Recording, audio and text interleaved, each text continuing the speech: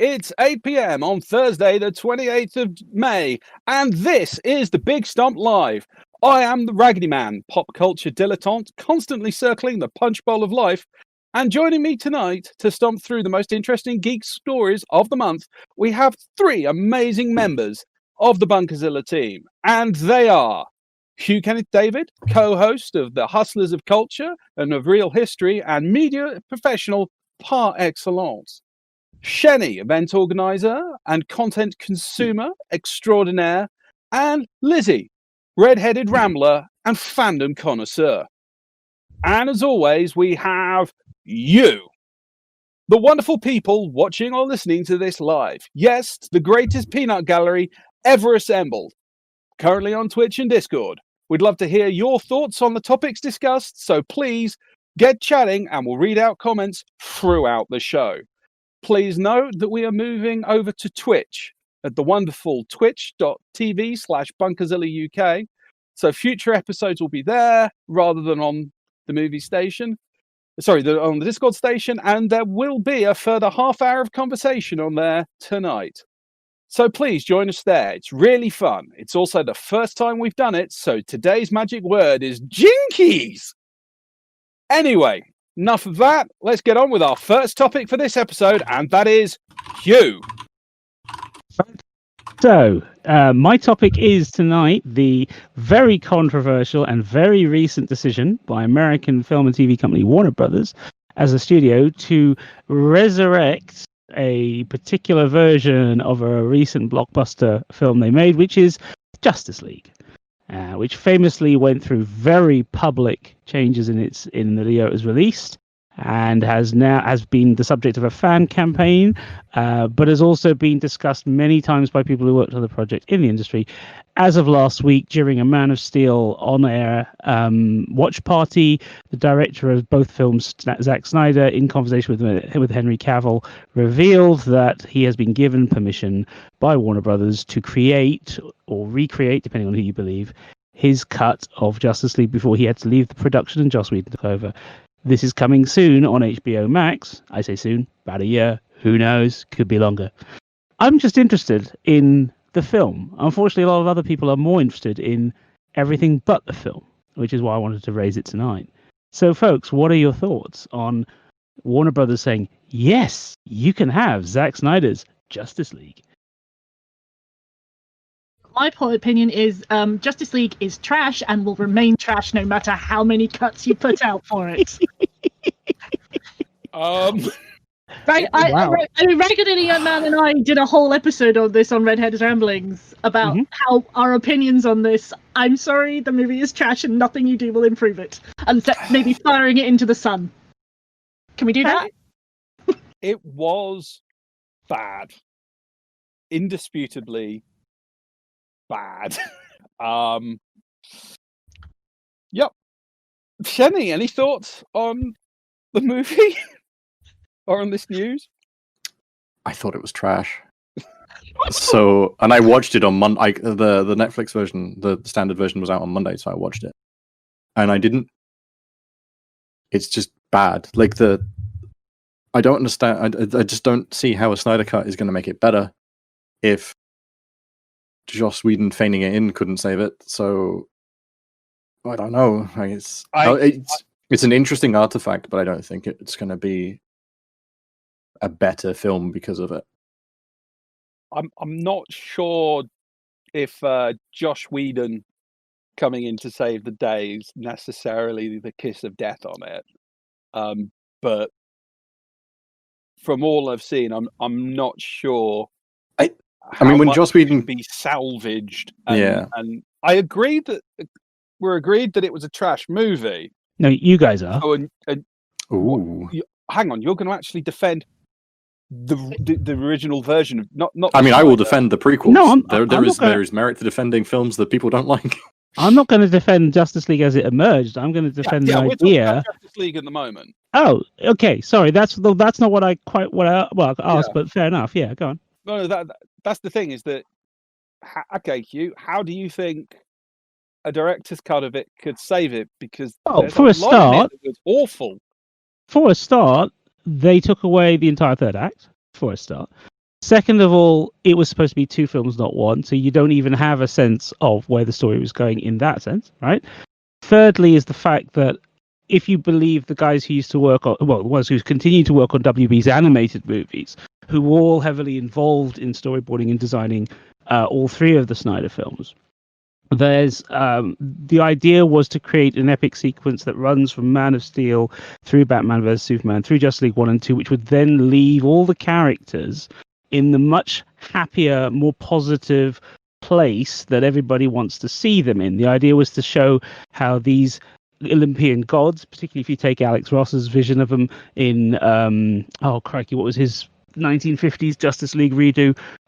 Anyway, the point is that the envisioning of DC heroes as more than just mortals, which goes right back to Alan Moore and well before him, is Snyder's vision. It's a very 80s DC vision. It's very much an Elseworld. And his idea was to move it to the point where you could just go, right, that's it, that's fine. We've got rid of the grim dark version because the heroes have triumphed. On with the show. And then you get your Wonder Womans and your Aquamans and your big glossy colour ones that we've just had. Okay? Now, whether that'll work, I don't know. Whether it'll happen, I don't know. They're talking about a 6-part or 8-part miniseries. I don't know. Personally, I think there's a really good reason why it's happening. It's got nothing to do with the fans. But hey.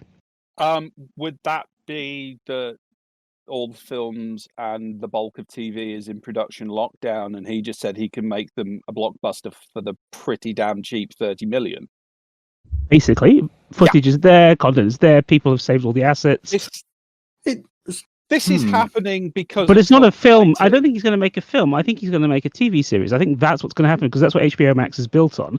And I think HBO Max, in particular, looking at who was there at the meeting, or at least according to the PR, who was there at the meeting where this decision was taken, I think they're looking at last year's Watchmen on HBO and going, can we have one of those, please? For 30 million? Well, given the assets are already done. Sorry, Lizzie. Yeah, no, you were saying he wanted to make it a longer movie. He wanted to make it 2 movies. I seriously don't see how the Justice League we got, if you made that longer, was going to be any better. Because... You're not making the version you got longer, are you? This is what I'm trying to say. The version you got just doesn't tell the story it was supposed to tell. It has been rewritten and reshot to tell a different version of a part of a bigger story. Okay. That's what I'm saying. And comic books, fundamentally, particularly DC comic books, tend to function on that bigger arc. You know, it's that thing that the 80s miniseries and the 90s Elseworld series, when they finally did so well. Here's 4 issues or here's 6 issues. If you see each of the films as an issue, then I can see what he's getting at. If you look at the Marvel way, which has always been, Claremont's classic style and X-Men in the 80s. Here's the villain. Oh no, we've lost. Quick, next issue. Oh no, we figured out how to beat him. End of issue. Right, on to the next villain on the next issue. That is very much how Marvel in the comics works, not how it works in the movies necessarily. And I find it interesting that his proposals fit a lot of things and ideas that DC have always done and done very well. I just don't think what we got was anything like what we were going to see. I'd also like to comment that the episodic nature is something that a lot of people said really worked with the Marvel movies. So that's not how Marvel themselves normally work, which is interesting. It's one of those fascinating. The amount of DC things I find happening in the Marvel movie universe is interesting. But it is something that a lot of people did comment on the Marvel movie. So the concept you're describing is a successful one. We know that. So just pointing that one out. Precisely. So with the sort of movie element, which is what we're discussing, because this is what the Justice League is, whether it's going to be a TV series or whatever is the plan in the future. Currently, it is a feature-length presentation of 2 and a bit hours. I can't remember the exact length of it, but it was long enough. And I don't. When you go see a movie, you want a beginning, a middle, and an end. Even if it's part of a trilogy, or there's going to be a sequel, like say using Avengers, like the end, sort of the one that ended with Endgame.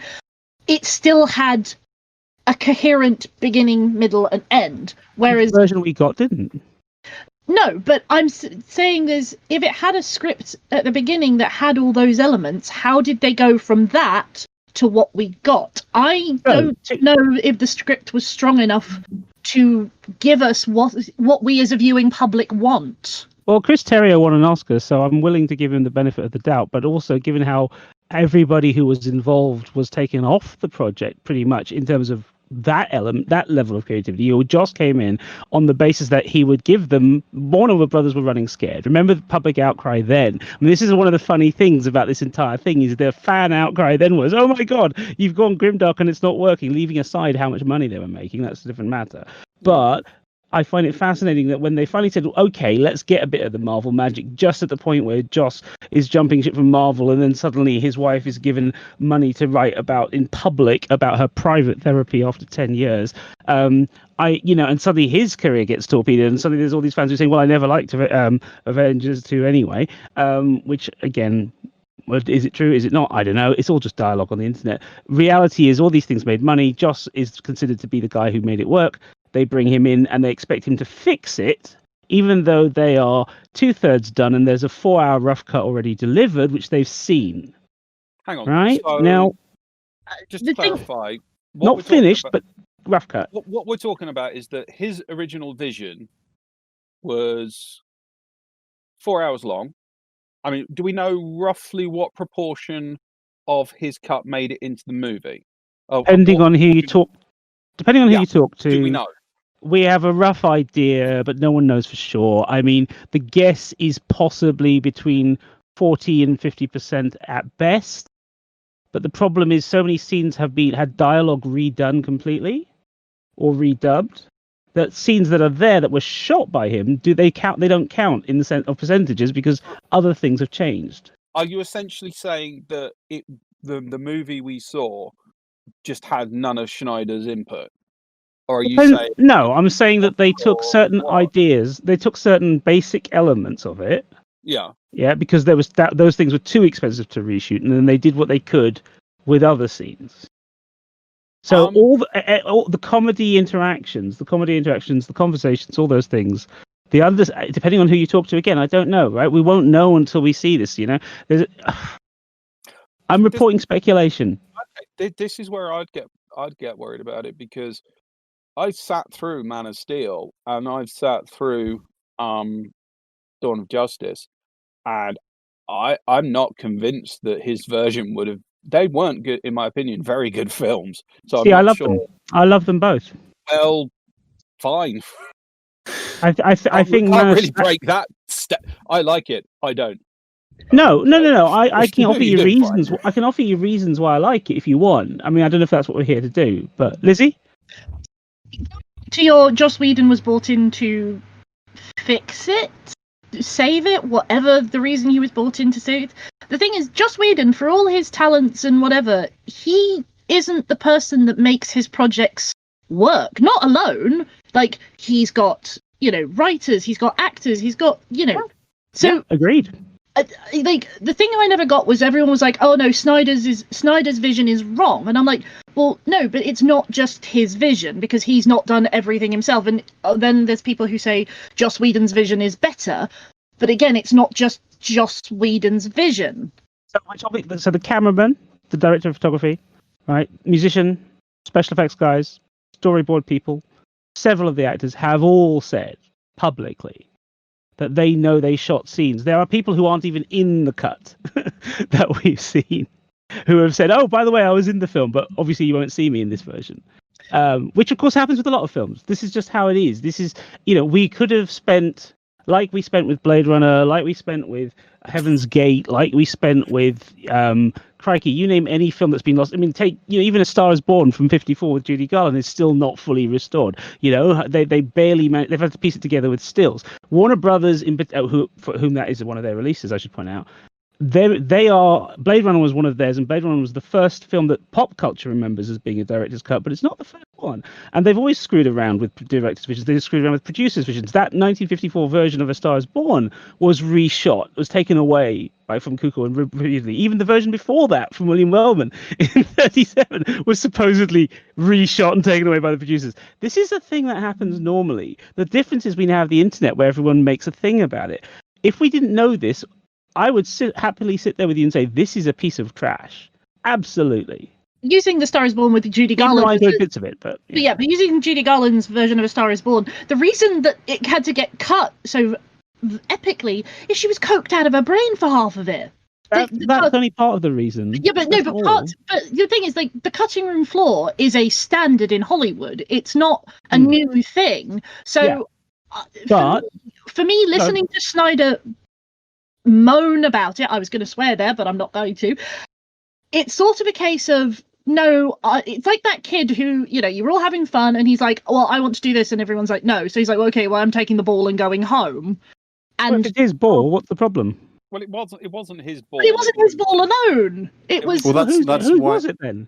It was the studios. The studio ball. Right. It- And if he- the it was studio the wants to make a studio's decision ball. now, I'm just going to say, it was the studio's ball. They took it off him, and he complained about it vehemently. The studio now gets a benefit from, as we said, they're doing this because they can actually do. I mean, I it. thought Snyder left project for personal reasons anyway. he did. His daughter's committed suicide. Yeah.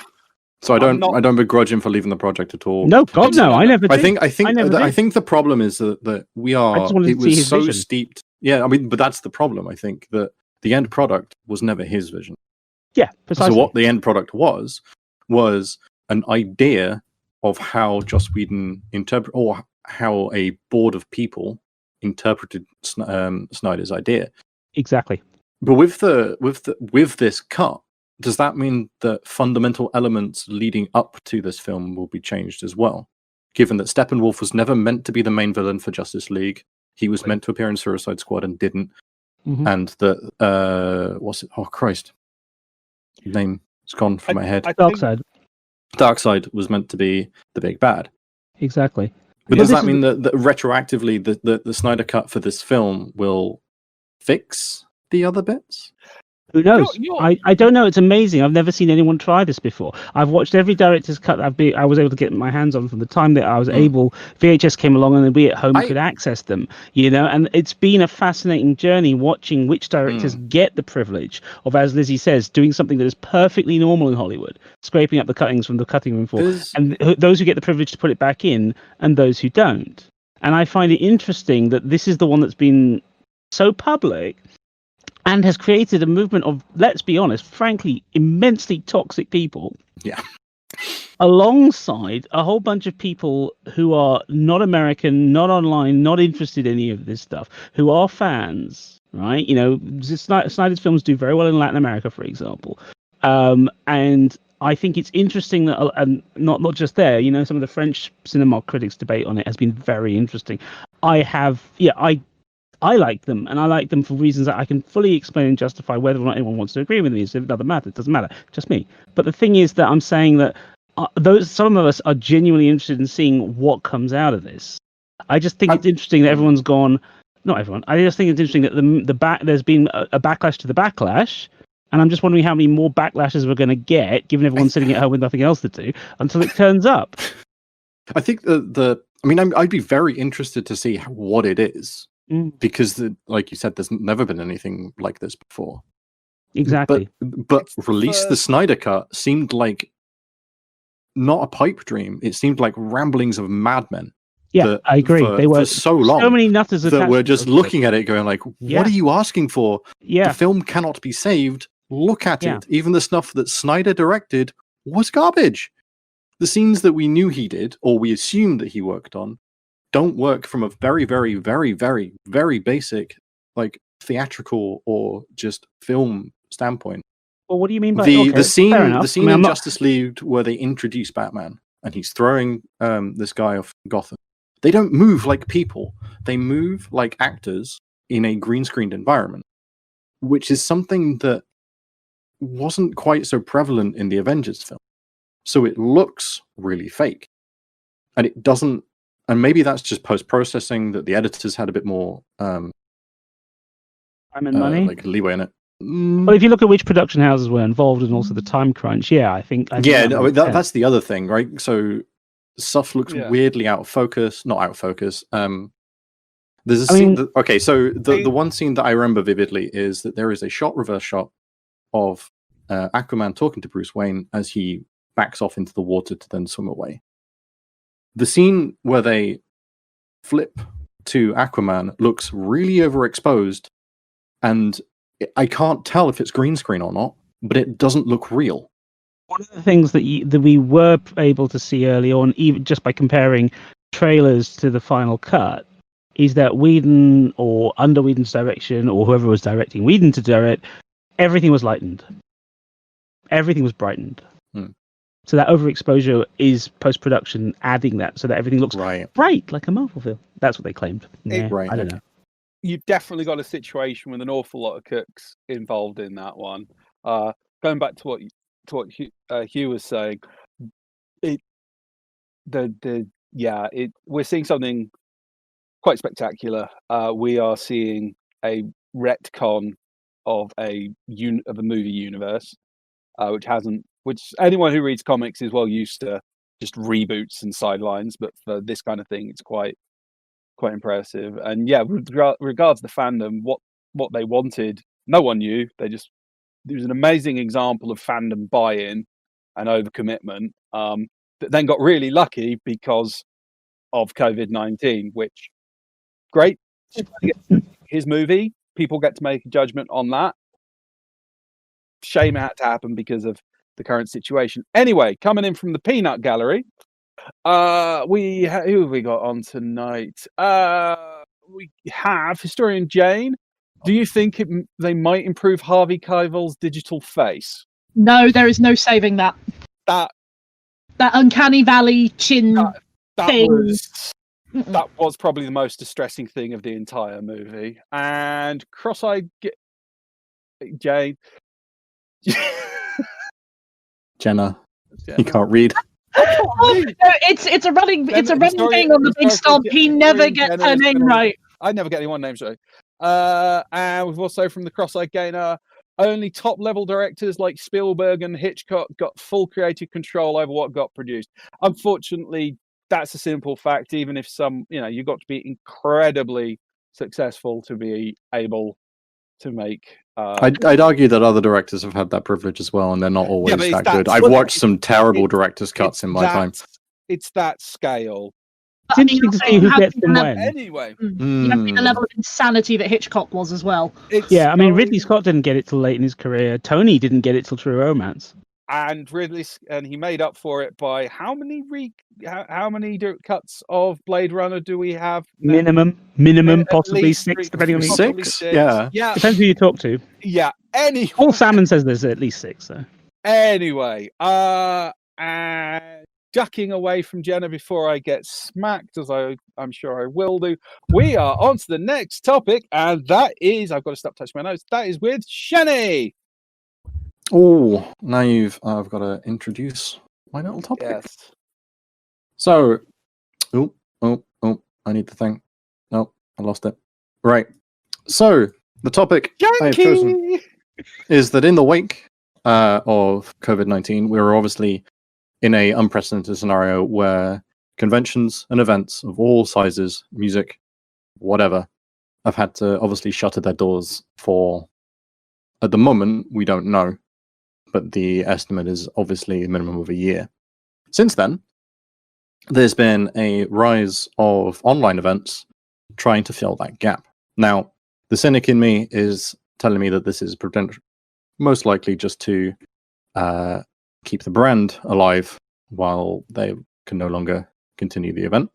But given that we've had some very successful online conventions and cosplay events so far, do you reckon that these online events will be a new norm that we'll see more regularly as a way to fill stopgaps between larger events? So I think sort of yes. Because think about it, I have never run a convention. There are people here today who have. But getting a convention off the ground as like a new convention, that's quite a hard thing to do. But I think maybe the online convention scene might be a way for events to dip their toe in the pond, as it were. Hey, we're going to run this online event where we're going to have like an online cosplay thing, and you can come and chat and hang out with people who are interested in the same thing as you. And I think socially it might be quite a good thing. I'm gonna actually, Ian, could you throw my camera? I'm gonna see if this works. This is gonna be okay. So An example that I have of one that was an interesting take on this was a convention in Germany. Now, Dokumi is a convention that speaks to or has about 4,000 attendees.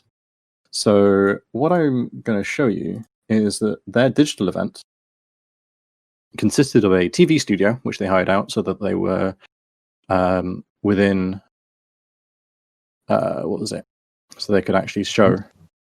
Like 2 meters. Not show. What's the... I forgot my bloody words. Socially So distant. they were... Yes. So they were socially distant with Germany's laws. Yeah. So if you can see my screen, Yeah. that is the post. So that is their studio. But they also had a VR chat like level, as it were, designed for them, which has a bunch of stuff in it that would replicate what you'd see at a convention. So it was all their branding, all their stuff there. You had there were market stalls, there was a stage, and because it was a VR chat, you could obviously have people walking around. But it was a very, very interesting take on the digital convention scene in that it wasn't just a bunch of slideshow panels or a bunch of craft streams or a bunch of roundtable people talking like the show is. So this was a very, very interesting one for me to see. But obviously, this kind of event doesn't get the retention and a live event or an actual event would do. So this convention in Germany garners around 30 to 40,000 people. Their online event had about 3,000 people at peak. Now there were more, I think maybe 5,000 peak as well. But as and they also had a stupid name for it as Creamy Island. But they Sorry, I mean yeah, I know. But as an event, that is something very different in the digital space. And it really struck me as something that could be possible more frequently because it is cheaper to run quite predominantly. Lizzie UK, you've gone quite beat. Yeah, she's trying not to choke with laughter. Okay. I think the main thing it demonstrates, well, the two main things from my view is, number one, virtual reality is becoming more of a viable environment, although there's still an awfully long distance to go. And that people like these events. I mean, 3,000. You basically said they had a 10% retention on the virtual event. That's I think impressive. Excellent. I think roughly that's roughly the numbers that people expect, is that you're never going to get the retention that obviously a live event is going to get. So 10% is pretty much arguably what you can hope for. Yeah, but you if you've got, we're talking about thousands of people engaging and presumably, at least on some level, enjoying an event in a virtual environment. I thought you were going to say something like 300. That's I thought you were going to say they had like 300 people at the No. I mean, even if they had 300 people, that's arguably a success, because all they did was play games on their Discord channel, threw it up on a live stream, and they had this 3D space that people could walk around on. Which, for something that you threw together, if you have the capital for, that's not actually that bad. Especially you could still have marketing opportunities, because what you basically created is a TV show for a couple of days. Yeah. And we're seeing that all the anime are running their Cloud Matsuri this weekend, or the weekend of the 29th for those that are going to be listening to this late. And they've got talent. If it gets the money in, because what you got to remember is an awful lot of people have lost the money for their shows and for their conventions. I'm talking big events like MCM, down to small events that don't know if they're going to be happening. There's a lot of I know events that have been bankrupted because of this. So if people are putting that, I can think of like 3 or 4 events that if they turn around to me and went, "We're not running this year, but we're having an online, bung us a tenner." Yeah, I'd be there. Probably hang around for 2 minutes. I might even not turn up. I'd throw them a tenner. I think it's that sense of community that people are missing. So I think that's one of the reasons it's missing the gap. And I think one of the reasons they're trying to do stuff like this is purely to survive. So I don't think currently a lot of them are monetized. Is the weird thing. A lot of them are just, this is something that we can do for our communities. So Anime Lockdown in the US took place at the beginning of May. It was 3 days. They did have industry guests in the 2 voice actor guests in the terms of Veronica Taylor and someone else whose name escapes me. But they requested to be part of the project. Like, they saw that this was happening and they reached out to do Q&A panels. And you had industry legends like Mike Toole do panels on the weird anime stuff that involves cults. If that panel was somewhere online, I'd recommend going check that out. And you had little craft things where people were showing, doing craft streams and presentations, how to make various little bits and bobs. But so far, none of it has cost anything. It's been for the community in the sense that this stuff doesn't exist and people don't get paid. So it's not quite there yet in terms of something that would recoup any costs in any sense of the word. Sorry, Lizzie, you've had your hand up. My question was going to be, like, one, does this cost you anything to attend? Because, you know, as Andrew pointed out, lots of people have lost their jobs due to COVID, and, you know, money is tight, or they're on reduced hours and things. And, you know, when you're worrying about how you're going to pay your rent, even chucking a tenner at an online convention, you might not be able to do that. Mm-hmm. I mean, in terms of what the costs for these online events are, it is literally just time, because everyone, if you're still being paid by your company, if you're lucky enough to be in a position where your company is still paying you, like I'm still working from home. I have been since all this started. We did a work from home test to see if it was all viable, and then I've never left the flat since. So for these events, it doesn't cost anything, with Dokumi being the exception because they went and hired a studio to be within the guidelines of their social distancing laws. The anime event is also one that you need to pay to get into, I believe. Is it? Yeah, I believe. I'll double check. Quick, to the internet. I'd have to double. Yeah, I mean, digital community, sign up for a newsletter, guest about. There's no tickets page on the website for it.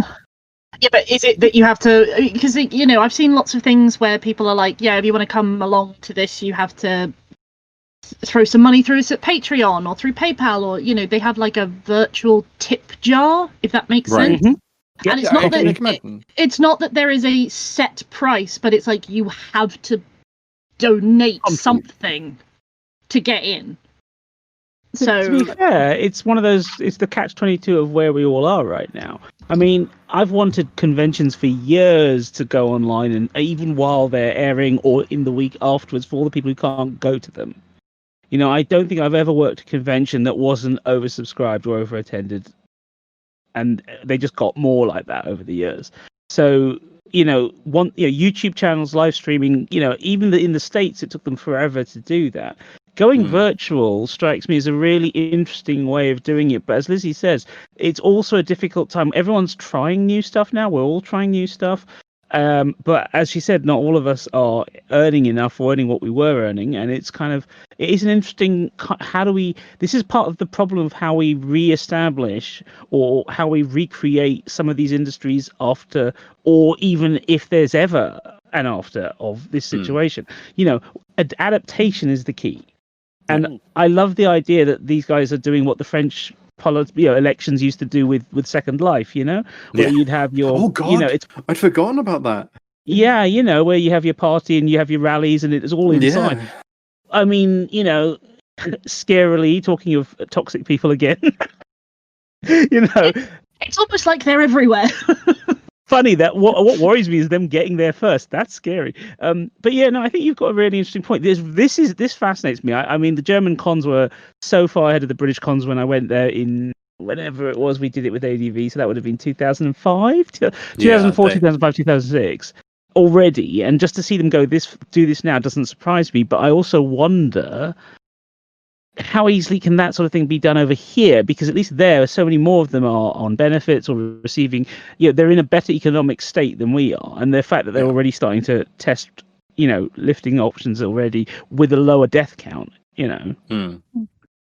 I mean, the point that it's something we were talking about before this all started, but again, accessibility, these online conventions, sometimes it's really hard when you are differently abled or, to go to a convention because you're away, you don't know what the room's going to be like half the time. You don't know what the sort of site's going to be like. Can I get up the stairs? Is there a lift? Are there ramps everywhere?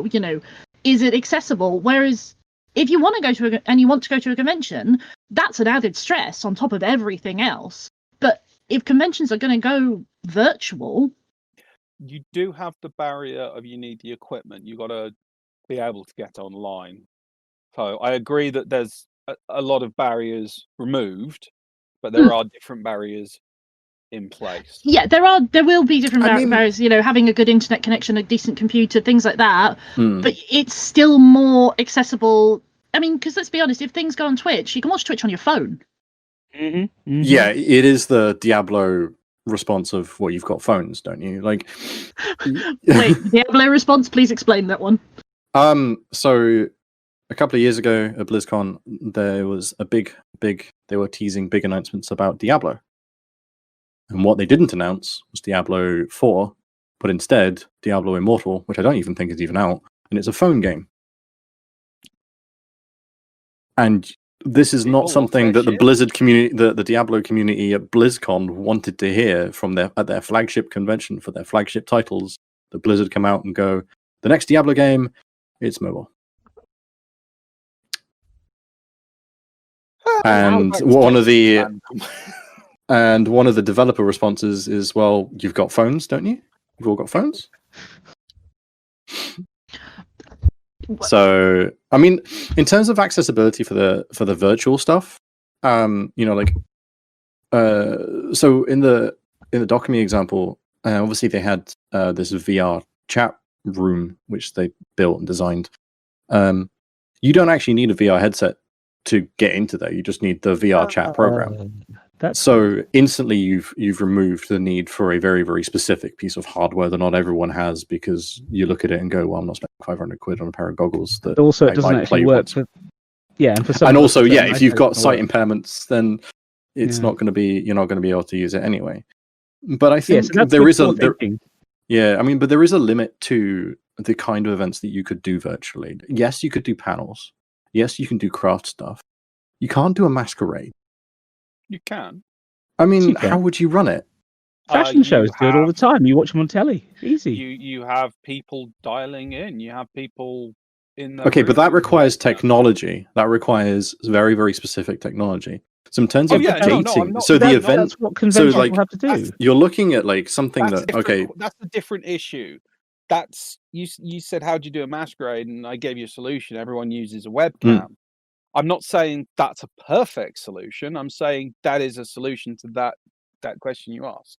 I think I'd arguably ask for video of like do a runway walk through your kitchen. Well, you yourself have why not? But that's what fashion models are doing. Fashion models are doing that on Insta. That's literally what they're doing on Insta, because they have hundreds of thousands of people watching them on Insta TV, and they're doing it in their kitchens. I look at the amount of cosplayers and the amount of followers they've got on Instagram. They will probably get more people turning up to their own kitchen walkthrough on their own, or with a mate who's been isolating too, than an entire convention will. It's going to be an interesting time. It's going to be fun to see how it all comes together. A couple of comments from the Peanut Gallery from historian Jenna. It's been interesting in the academic community as we've been able to have the talks, but not the networking, which can make and break careers and deals. So I'm thinking it's going back to conferences as soon as. There's even a comic convention, there's a lot of networking, people buy and sell stuff on the corporate scale there. From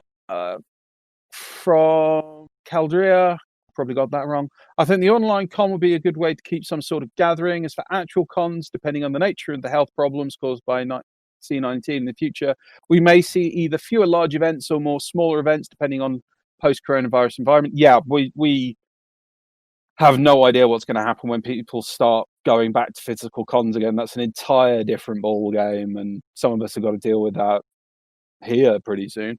Cross-eyed gamer. It's appealing for some. Those are unable to travel to regular cons or can't afford it, but I don't think you can permanently replace RL cons. No, I don't think anyone's looking at this as a permanent replacement at the moment. Yeah. And from a personal comment, my God, I can go to a convention and not have to put up with screaming BO on the third day, or be hit in the face by people's wings. I mean, I was just thinking I could go in my pajamas. It's great. Yeah. Well, Kim doesn't have to catch swine flu from someone. You know. Yeah. You can already go to conventions in your pajamas if you want to. There's nothing really stopping you. If anyone asks, just say you're cosplaying someone from the Jeremy Cole show. I mean, my own sense of social etiquette stops me from going out the house in my pajamas. Anyway, moving on to the next topic, we have Lizzie. Oh, yay! It's my turn. So, my topic is gameplay trailers that don't actually have any gameplay in them, and I'm using Assassin's Creed Valhalla as a prime example because it's the most recent one that came up.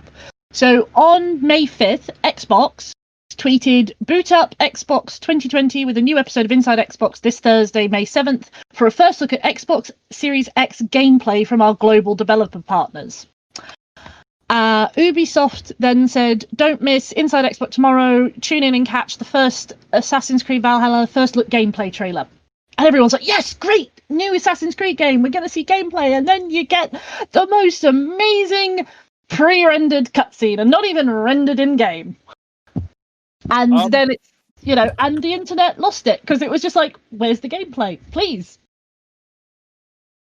I've seen this trailer, and frankly, I can't wait to see the TV series. It looks amazing. Yeah, it's supposed to be a gameplay trailer.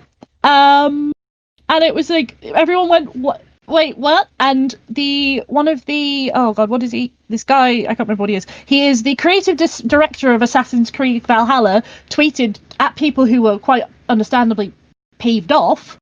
You rightfully expect to see more today. We have a long marketing campaign ahead of us, and you will see in-depth gameplay and get a lot more info about the game. Thank you for your excitement and passion. Be patient with us and be kind. It will be worth it. How about don't say it's got gameplay if it hasn't got gameplay? Yeah, I mean, the trailer is still up on YouTube saying first look gameplay trailer. I mean, this is... The department needs to get shot. The thing is, like, people are outraged at this, sure, but it's not new. Nothing the games companies ever put out as a trailer has ever been reflective of gameplay. Nothing ever has. No, it's the fact that they're calling it a game trailer. Yeah. Right, here is the thing. Calling it cinematic trailer. It's simple terminology. You just say cinematic trailer. I think, but and then so in 2013 or 2012, do you remember the Killzone 2 trailer for the PS3? No. Right. So it was actually this was actually addressed in a recent No Clip documentary about Horizon Zero Dawn, where they went and talked to Guerrilla Games, and they talked about the Killzone 2 trailer. Now, the Killzone 2 trailer was a launch trailer for the PS3, which was touted as gameplay trailer for Killzone 2. Now, the Killzone 2 trailer looked remarkably like something that we would only have seen in the last couple of years, but it was back in 2012, 2013, running on the PS3. This blew people's minds, and when the final game turned around and it was basically just a bit of a shoddy Doom game, people were looking at that and saying, like, where is this? But it turns out, through this interview, that footage was a representative of a vision that they wanted to create for.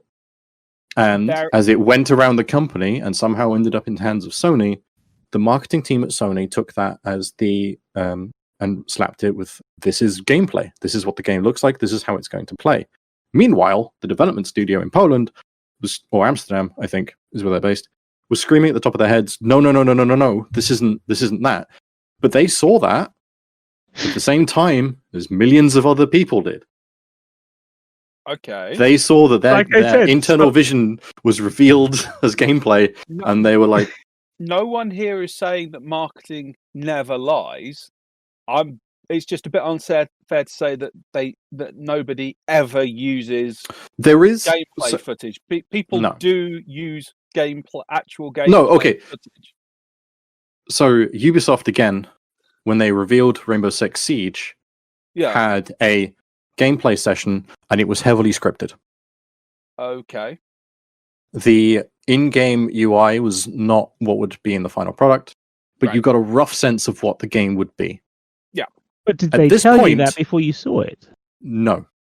They said that this is a gameplay trailer. Yeah, but okay, so everybody knows that the trailers that you see before a game comes out, stuff can change within production. But what with even the Rainbow Six one, they were at least showing you footage filmed within the game. Even if it wasn't the final product, it was still in the game, in the engine. Whereas this Assassin's Creed trailer, as much as I love it, don't get me wrong, it's an amazing trailer, but it has no gameplay at all. It's basically a cinematic movie. It's a cinematic movie of what they want the game to be. And the fact that they called it a gameplay trailer and told people you're going to see gameplay annoyed people, because when someone says gameplay to me, it's going to be, this is what the game will hopefully look like when it comes out in November, December time, whenever it's coming out. It's coming out in the holiday 2020, so Christmas rush time. And for me, all the Assassin's Creed trailers from Time Immortal, from the very first one, they know that they're always cinematic until later on when you get a gameplay trailer. So the fact that they were saying to us, hey, you're going to get gameplay in the first trailer for this, we were all like, yeah, bring it on. And then it's like, where's the gameplay? The first second of this trailer, there is a disclaimer at the bottom that says game and console in development, footage representative of expected Xbox Series X gameplay. Yeah, what you're looking at is not gameplay. No, I don't. It is again a representative vision. Yeah, because they've said first look gameplay is a marketing blunder more than anything. That's what we're saying. It is a marketing blunder, but the point is that as speaking as someone who has blundered in marketing before and been taken into account by fans who we all know, I would point out that it's one thing to make a mistake on the first time out.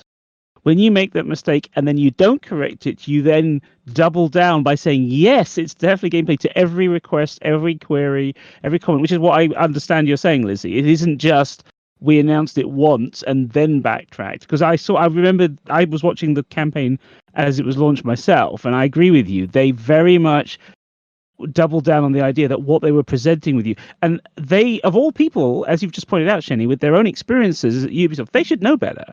Now, either there's somebody new in marketing who doesn't know what's going on, or somebody higher up did not look carefully at what they were signing off, because, frankly, I would not have allowed that to go out if I was the head of marketing at the time, because anybody can see it's a cinematic trailer.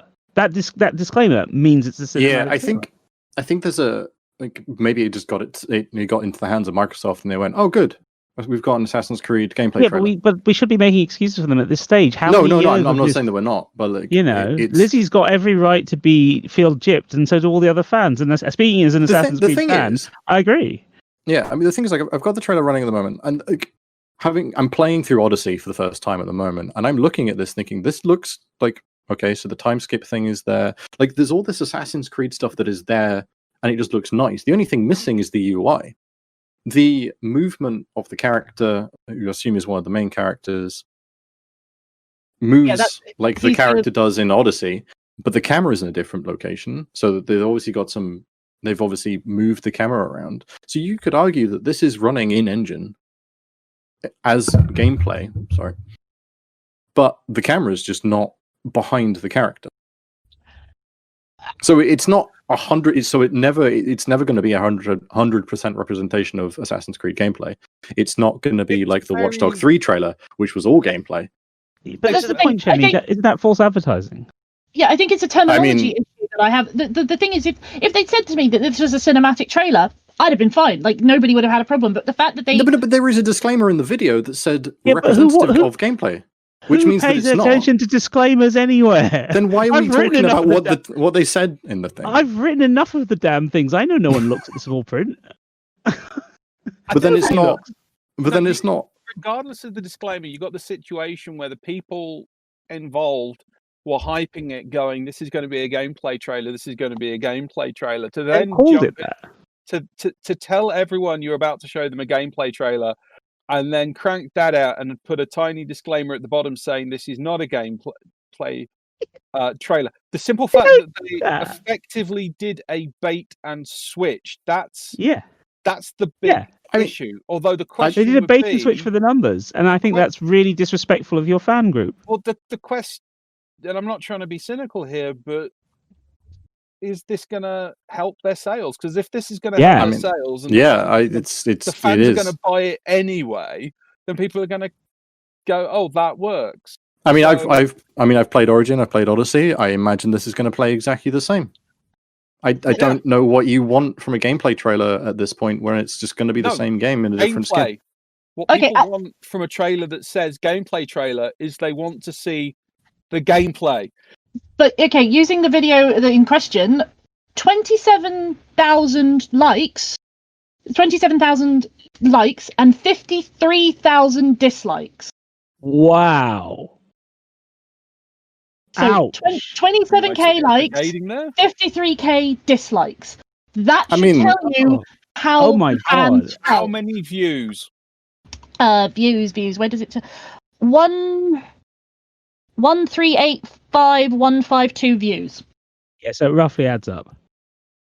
1,3. So that's what 100,000 or? I don't know. I'm really bad with numbers. Were there? It's about right. 7 numbers. Right, so it's a million and a bit. That's what they're going to be worried about.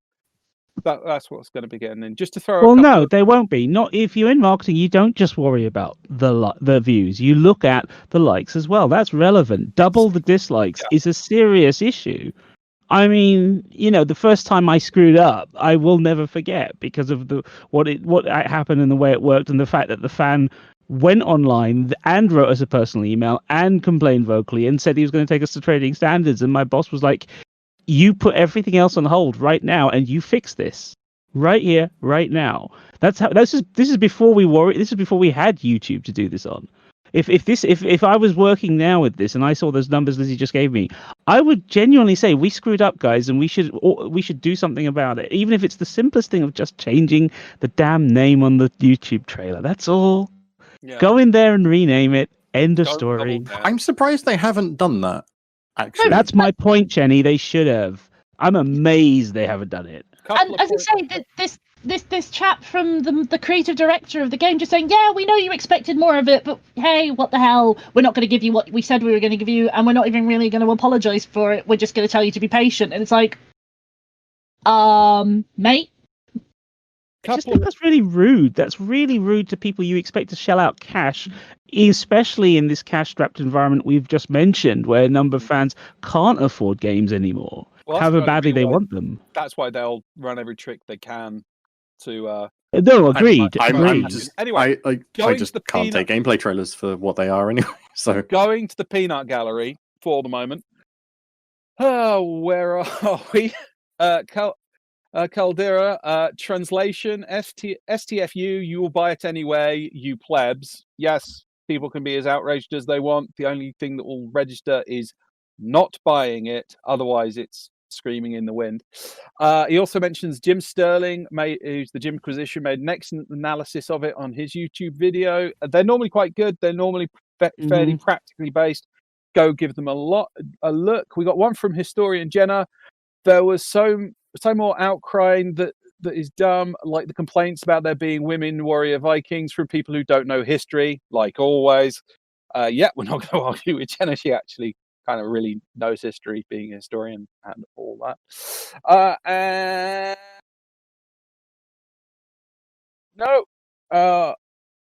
That's all the comments we got so far. But yeah, it's a nightmare. I mean, talking of Jimquisition, I came across this story because a YouTuber that I follow, Young Year, did a whole sort of talk. He's done a whole video about it, and his points are really good, and the points he makes are really succinct, and he does it from a fan point of view, but he does it respectfully. So go check it out. But it's still speaking as someone who has played Assassin's Creed from the very beginning, I remember when they announced the first game way back. I mean, I have special editions, I have figures, I have everything. Like, Assassin's Creed for me is one of the best franchises out there.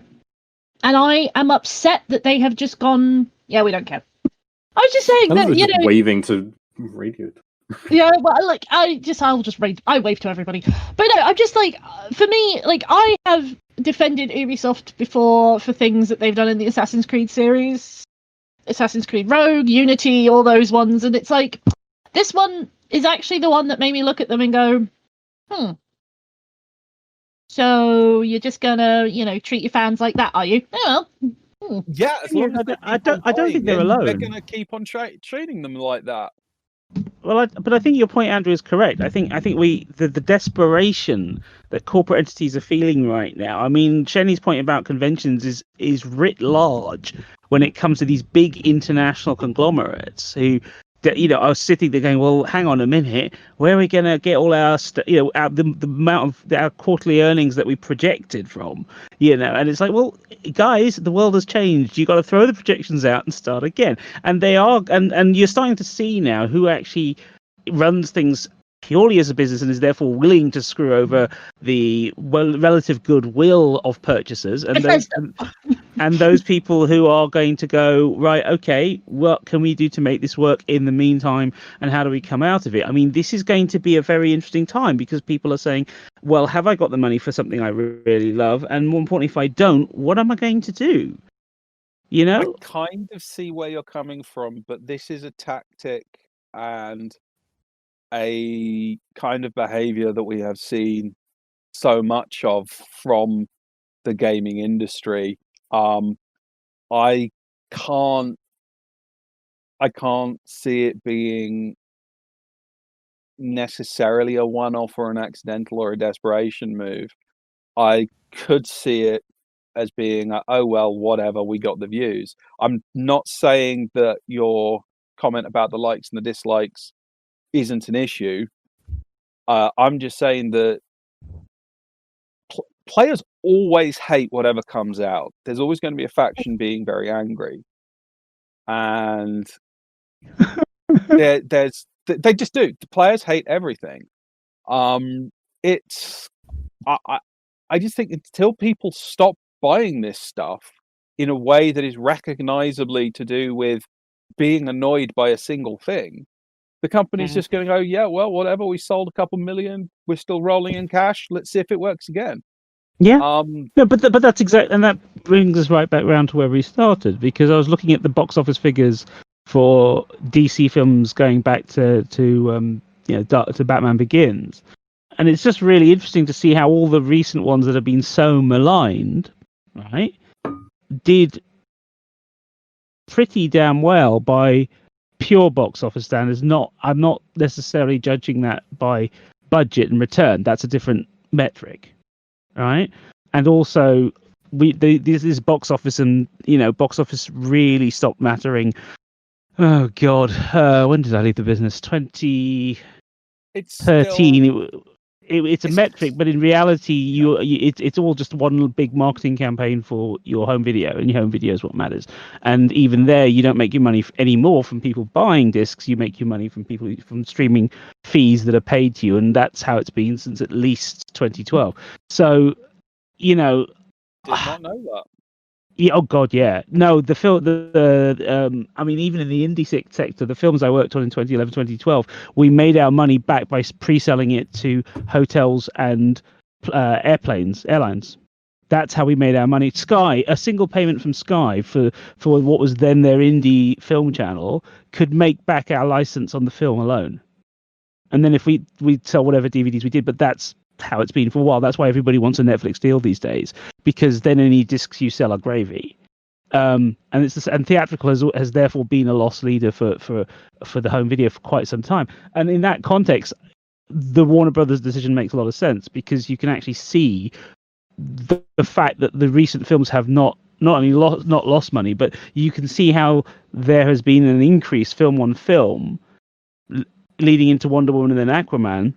but also how things like Batman vs Superman and Man of Steel are on a par with at least two of the three films in the Dark Knight trilogy. And so if we take the fan element out of it and just look at money, you start to see what, it comes back to everything we've said today. So much of what we've talked about today is coming back to this thing of where we are now in the environment, in the economy. What can we afford to do as consumers, but also what can the corporations and the companies and the organizers and the groups, what can they afford to do?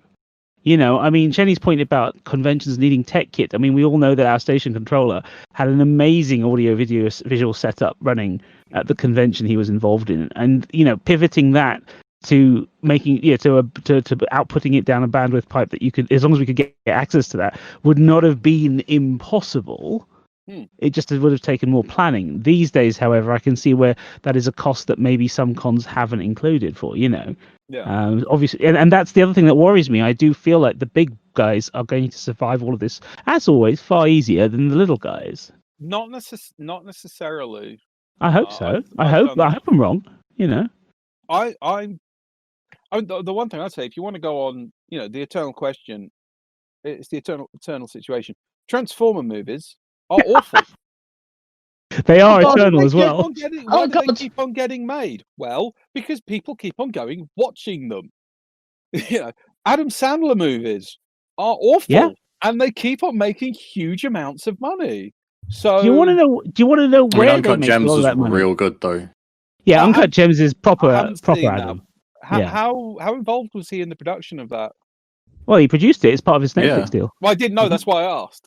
Yeah, no. The thing is, he himself has said the whole point of the Netflix deal is if he has to do 4 comedies in order to get a Safdie picture made, he'll do it. Cool. And that's how he's always done it. That's how he did it with Paul Thomas Anderson back in the day.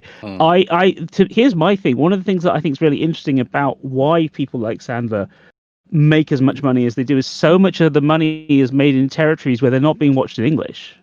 It's the Arnold Schwarzenegger and Van Damme principle. It doesn't matter that they can't deliver their lines in English properly because most of the people who are going to watch them are going to watch them dubbed. Yeah, that's why a lot of sci-fi stuff has China involved in it because that's the market they want. Yeah, exactly. Avatar made huge box office in countries where the narrative dubbed into Spanish or whatever language you want. It's huge in Papua New Guinea, huge in Brazil, huge in places where rainforests exist and deforestation exists, and all of a sudden the film becomes a relevant local myth.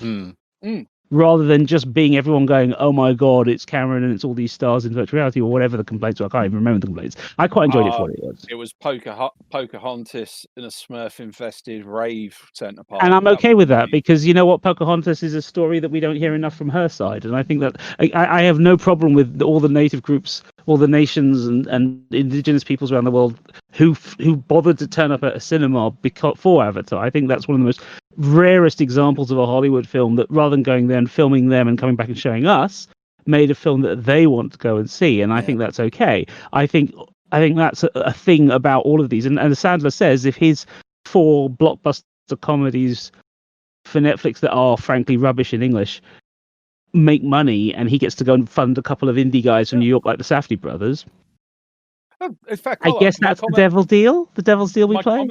My comment was purely, people can bitch and moan and complain all they want. No foodie likes McDonald's, but McDonald's is amazingly successful.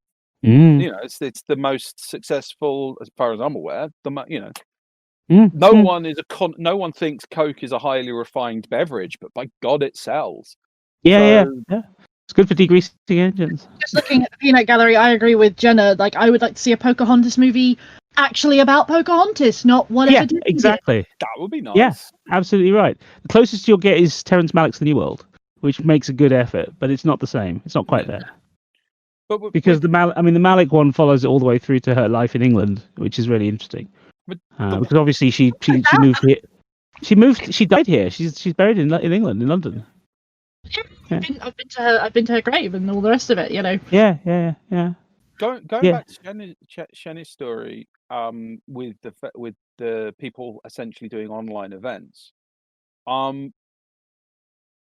Most of those events, the ones I've seen and the events people have been doing, are technically quite bad.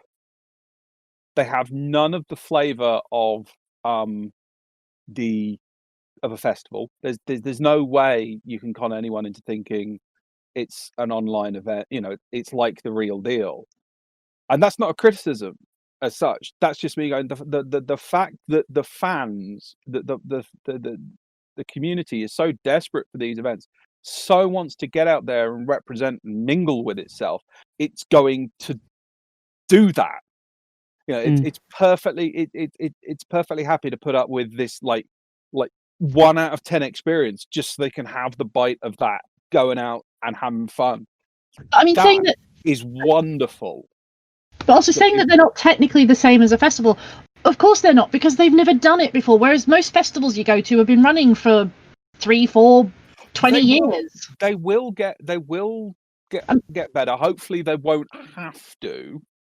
I mean, I can remember going to anime conventions way back in the day where halfway through the masquerade, the sound just stopped working. And it was like you had these poor cosplayers walking across the stage in dead silence. And there's nothing more awkward for people than dead silence. It still happens. It still happens, but it happens less frequently than it did in the early days of anime conventions. Yeah, I mean, like one of the things, like with conventions being what they are, a lot of us aren't technically minded. There's a lot of conventions where they don't have a tech team. You know, they don't have a professional tech team. You know, vision mixes are foreign to a lot of people. People don't know what vision mixes are or why they're important. You know, and when you switch to online events, quality is going to vary wildly, specifically because if you've got someone doing a presentation, to get the best, depending on how you want to technically do it, you either screen share the panelists' computer or you provide the PowerPoint to a controller. But then if they want to be on camera, you're limited by what their webcam is. And not everyone has access to the same webcams. You know, not everyone has access to a condenser microphone and a boom arm and a pop filter. And yes, that technology is getting cheaper, but there's also like everyone has their own technical limits. And my thing about the technical limit was not me taking a shot at anyone. I think even if you have the very best technology, it's still, you know, and you gave it to everyone who wanted to go along for free, it still wouldn't be a patch on the real experience. My point was, you know, number one, fucking A, punk rock. We can't go to a convention. We're going to put a convention on anyway. Love the attitude. Absolutely love the attitude.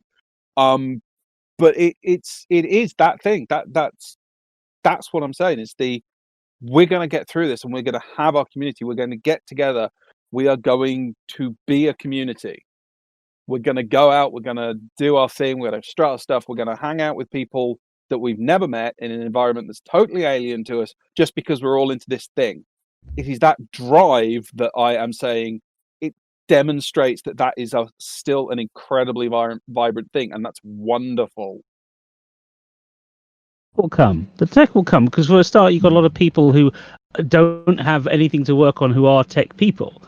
And there's money that you would have spent in getting a con ready that isn't going to be going on certain things that could be theoretically diverted in the direction of certain people who could be hired for 3 days to do whatever it is. I mean, enough people who are techies are contractors anyway, you know, and bring their own kit. So there's a whole TV is an industry there. Not making television right now, which was again a point that you know that Raggedyman brought up in relation to the Warner Brothers thing, and some of these people need to do something with their skills, and you know they can't all do. Not everyone can do to what Tim Weatherspoon said and go and work in Tesco's. You know, it's you can't even go work at Tesco's anyway because they're making people redundant left, right, and centre. The tech is going to come on the simple grounds that online, you know, conferencing and webcams have just gone mainstream. It used to be something that some people had or that you got free on your lappy and you used a bit. But now people are like, oh, no, I really need a decent bit of kit. So of curiosity, throwing this one out there, because we got asked this one from the Peanut Gallery. Unfortunately, station technician didn't include the name of the person. So I'd have probably pronounced it wrong anyway. What is your favourite director's cut? And I'm going to throw on the secondary question. of what director's cut would you like to exist? So first of all, I'm going to be honest. If I see the word director's cut on something, I don't watch it. I'm sorry. I'm sorry. I'm not. If what you put out originally isn't good enough, why did you allow your name to be put on it? I realise that. No, I realise there's all that, but it's like, yeah, no. I don't want to watch somebody's ego-stroking passion project for 3 and a bit hours, or 4 if we get the Snyder Cut, because no. No offense, why do you watch film then? As in passion. If you're not watching for passion, what are you watching for? Entertainment. Oh, okay, fair enough. Then yeah, you don't really need passion. No, I for me, film is not something that I want to watch because I want to think of.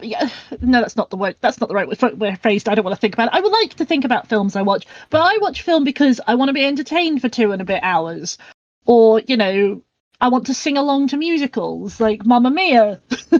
I mean, there are films for that. Get flashbacks. I mean, that's why I watch the Transformers films. I know they're going to be garbage, but I enjoy them for different reasons. Yeah, exactly. I like that's exactly why I like the first 3. Although I can't stomach going any further. But and also I kind of owe it. I owe it to myself to see 4 because one of my friends worked on the online game version, and one of her characters made it in. So... Excuse me? Nothing. Something caught in my throat.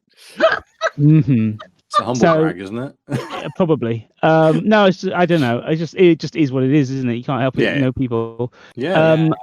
But I can't be bothered seeing. Like I said, I haven't been able to see it. As in, I can't motivate myself because, like you, Shelley, there's things I get from it, and most of what I get from it is, as Lizzie says, it's just entertainment. I'm not actually watching it for anything deep. If you're going to watch a robot have what is effectively a giant pair of metal testicles crash across a motorway, that's literally something I'd never seen in film before. I was like, Michael okay, Bay, what are you doing? Yeah, exactly. That said, I guess each their own. I mean, I like film for other things because film is art, and if it wants to be like music, like books, and it can do more than entertainment. And I'm always up for more than entertainment because entertainment I can get every day. I can just switch on the telly, or I can listen to the arguments of my neighbours, or what have you. I mean, if I really, I'm not joking, and I don't mean that facetiously. I'm genuinely serious about that, right? I love those cartoons since we've been on lockdown, where you have like the dog looking out the window, and you have the human owner going, "Oh God, now I get why you run to the window every time someone goes past." It's really exciting, isn't it? I mean, there is entertainment to be had from all sorts of things, and some of them sometimes give you something deeper, and sometimes they don't.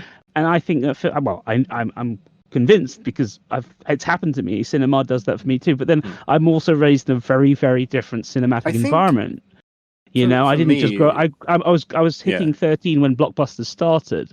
So for me, a lot of films that were coming out are not blockbusters. Blockbusters were not the normal way of entertainment. Not every film followed a Hollywood 3-act structure. Most of the films I saw weren't even in English. So it's a different world. And so for me, I'm always interested in when a director says, like it's Shelley's point about creativity and like video games as well. It's the same thing. If a director says to me, "Hey, I was required by contract to deliver this cut because the Fox or Universal say they need 5 showings a day and it has to come in at this many, and that's otherwise I don't get paid," then you're contractually bound to deliver. Yeah. There's still the business side of the art. If, however, there is a version that actually is interesting and longer and we can get access to it because we never used to, then I'm always intrigued to give it a chance. I'm more than happy to say, God, it was rubbish still, or it was never rubbish to begin with and now it's better, or what have you. It depends. You never know. You don't know, because the mood you're in is as much an effect on the film as your experience as the film itself. So I don't know if I have a favorite because I've seen so many over the years, but I think possibly the one that changed the most between how it looked in the cinema and how it looked in its director's cut is got to be Ridley Scott's Kingdom of Heaven. Because that's where I thought you were going. Well, it's just there's a lot for a start. It's a film that tries to do something that most Western films don't, which it tries to actually deal with how people in another time period experience spirituality. That is really hard to get across. No one bothers since Ingmar Bergman died, no one makes films like that if they can help it. Kieslowski as well, he's dead now. So, no one makes movies like that anymore. So the idea that there are chunks to it which are actually about how these medieval people believe in the reality of souls and damnation, and if you do this, you are not going to heaven. Yeah. That's it. You're done. You are damned, and there is no redemption. And therefore, then how that motivates you to do the things you then do in your daily life. That's like a crucial part of it that doesn't come across well in the theatrical cut. Comes across better. The history side of it, even though it's like the 8th best version of that piece of history, there's like 6 other stories beforehand you can tell that are way more interesting. But the version that's there is much more interesting in the longer cut by far. It's a good 40 minutes. It's better the way those scenes are integrated. The music itself. That's the other problem with theatrical cuts is who cuts them. There's a rumor around Hollywood there's a rumor around Hollywood for years that British editor and director Stuart Baird has undertaken to recut films for studios on behalf of the studio when they don't like the director's cut, in return for getting the gig to shoot movies himself as a director. Oh. Now, he's directed U.S. Marshals, aka The Fugitive 2. He directed the Star Trek 10, which killed the series pretty much. And the rumor is Paramount gave him that Star Trek, their franchise, their money-making jewel back then, because he edited John Woo's Mission Impossible 2 in a way that caused them to make bank. Okay. Now, if you look in the credits on Mission Impossible 2, he's not credited as editor. He gets a big thank you to Stuart Baird in the end credits. One of Hollywood's premier editors gets a thank you? What did he do on the film? Who knows? So I'm always interested in what the director's cut is if it gets done with any degree of legitimacy, but not many directors get a chance to put this across. There's no John Woo's Mission Impossible 2. I like the original cut. I'd love to see that. And I think the other one I'd always like to see still, after all this time, well, no, we're never going to get I guess the production assembly of Alien 3 is as close as we'll ever get, isn't it? So I'd love Fincher to be given the chance to go, yes, Fincher, you make us loads of money. Go and do it and finish it finally, but it'll never happen, so whatever. Fair enough. Shenny. I'm just going to have to go Blade Runner. Like the theatrical cut and the director's cut. One? The original director's cut. Or whichever, the first one, I guess. I'm not entirely, at this point, I'm not entirely sure which one I've seen. It's the ultimate. Because they're all just director's cut. I don't think it was the ultimate one. Ultimate final. I haven't seen, okay, so the final cut wasn't the one I liked. The original director's cut was. Yeah, I'd go with that actually because I saw that because the theatrical one was just it. The ending was bad. The very very end of it was bad, and the narration just didn't work. Yeah, whereas I preferred the more the silent bits in the original one. We have got a message from Station Controller. Apparently, the official title is The Final, maybe finished slightly longer with no new scenes, final cut. Okay. I mean, which did anything really improve Blade Runner? More Blade Runner. And what director's cut? No, we found out that with 2047, more Blade Runner doesn't improve. I mean, I wasn't expecting a Blade Runner 2049 to be any good. Well, that was wrong. Probably were happy. I'm with you on that. I'm with you on that, Jenny. Yeah. I have just been reminded that I have actually seen a director's cut of something. What? So when Mark and I first started dating, I had never seen the Lord of the Rings movies, and he only owns the director's cut. Kill me now. Ow! They're great. They're magnificent. Oh. I think I fell asleep halfway through the second one. Yeah. I've seen the director's cut of King Kong. Of Kong, actually. Whatever the Jackson one. Yes, yeah, it was Jackson. Not the Fay Ray. It was the first film I ever watched where it stops halfway through and goes insert disc 2. Just like, how long is this thing? Unending. Oh my god! So you've never been to a movie where there's you've never been in a cinema when there's a break, when there's a intermission? No, on a disc. Yeah, no, but I'm just saying if you've been. I think the first one, or other than the original Lord of the Rings films, because there was a 5-10 minute intermission. The cinema I went to for those. Those were the only ones I've ever experienced it in. Yeah, that's fascinating. No, it just fascinates me. That's all. Because we're getting so used to these longer and longer films, and I'm kind of like, it would be the intermission was there for a reason. It's called our bladders, guys. Yeah. They're not quite as entertaining as the Monty Python ones. Again, I think this might be an accessibility thing for me because, not going into all my health reasons, I cannot sit through these director's cut movies if they ever come out in the cinema because I can't. Not all director's cuts are longer. Not all director's cuts are longer. True. No, okay, but like a lot of them just don't have an ending.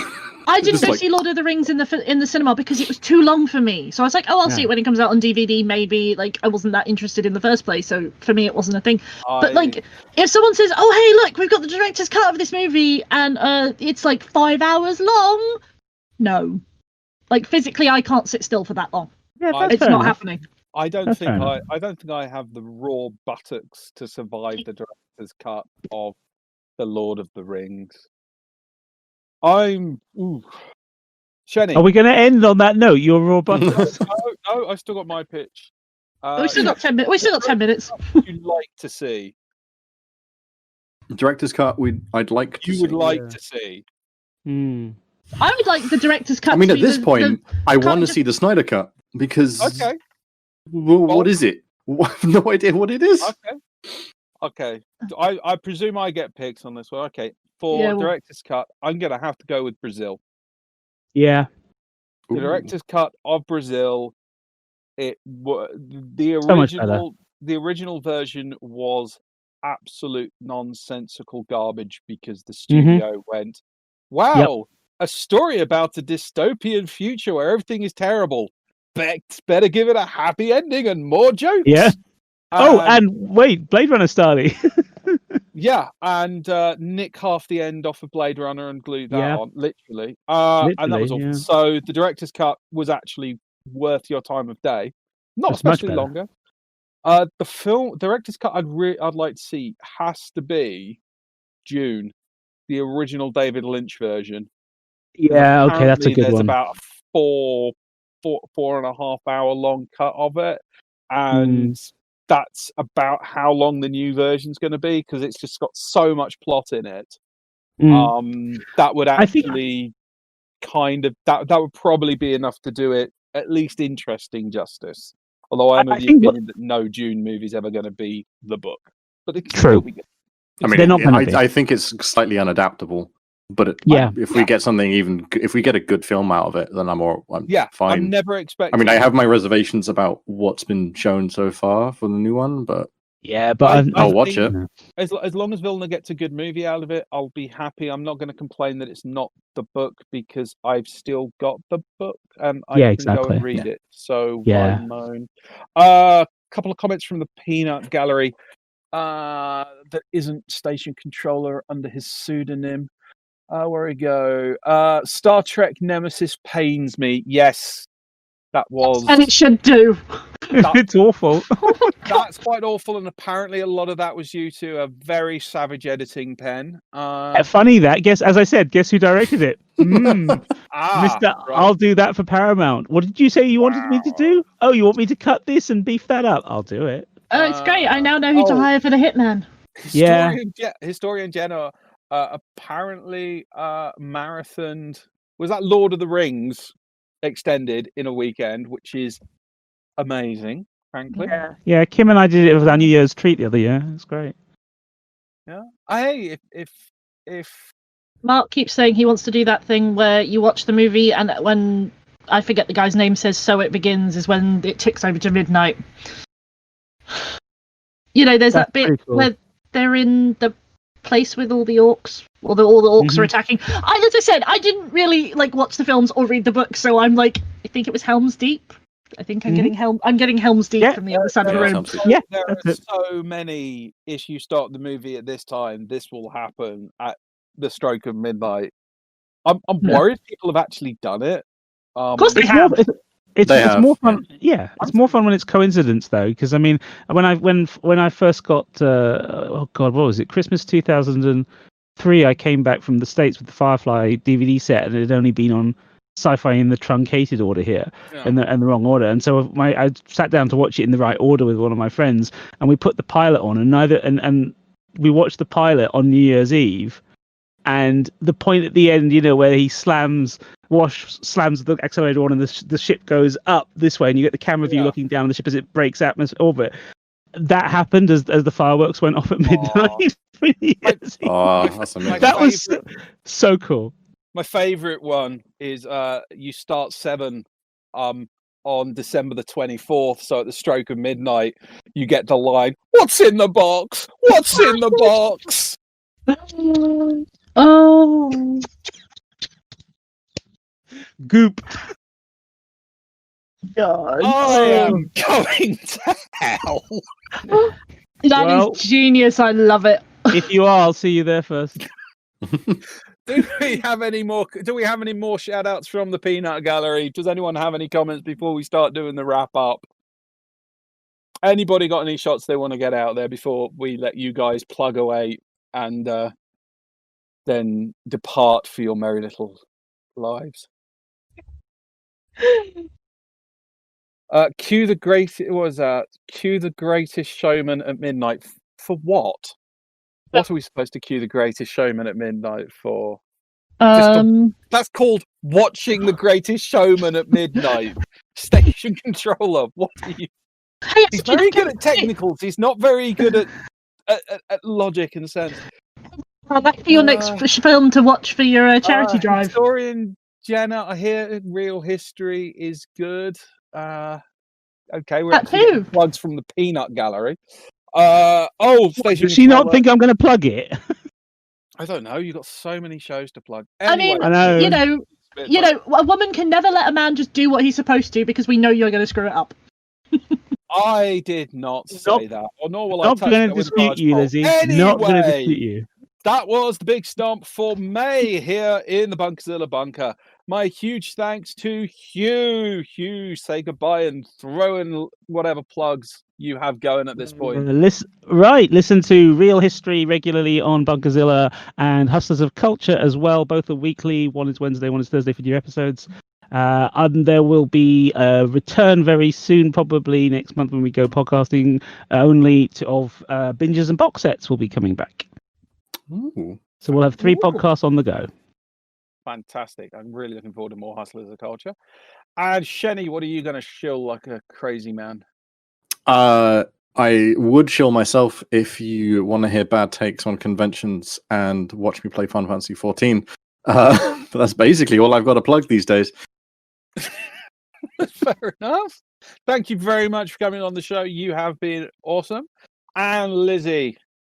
So I have a Facebook page. It's somewhere underneath me. I think it's on this side. Come find me on there because I am currently taking submissions for what should I do as a Let's Play here on Twitch? Ooh. I am allowing viewer submissions and I'm scared. So yeah, come find me and I can get some more content out on the Bunkazilla Twitch channel and, help. Fantastic. And thank you so much for being a wonderful guest. And I am the Raggedyman, who is very often doing Trash or Treasures every Thursday, other than this Thursday. Viewing parties for the duration of the lockdown on our Discord. I also will be posting up the various Trash or Treasures. And if people want to join us on Needlessly Aggressive Products on this Sunday, that will be the 31st at 5 p.m. because I'm going to get that plug in before Station Controller can stop me because I know how much lag we've got. That will be dandy. It will definitely be a thing. Anyway, if you like the show, please tell your friends, get them come along. If you want to be on the Peanut Gallery, then simply join us here, 8 p.m. 25th of July. Huge round of applause to the Peanut Gallery. Come on, everyone. They have been glorious this evening. Wonderful comments. Golf clap, golf clap. If you have a topic you want us to discuss, let us know by joining Bunkazilla Stomping Grounds on Facebook. So, from myself, the Raggedyman, from the Station Controller, from everyone here in the bunker, good night. Thank you for tuning in. See you next time.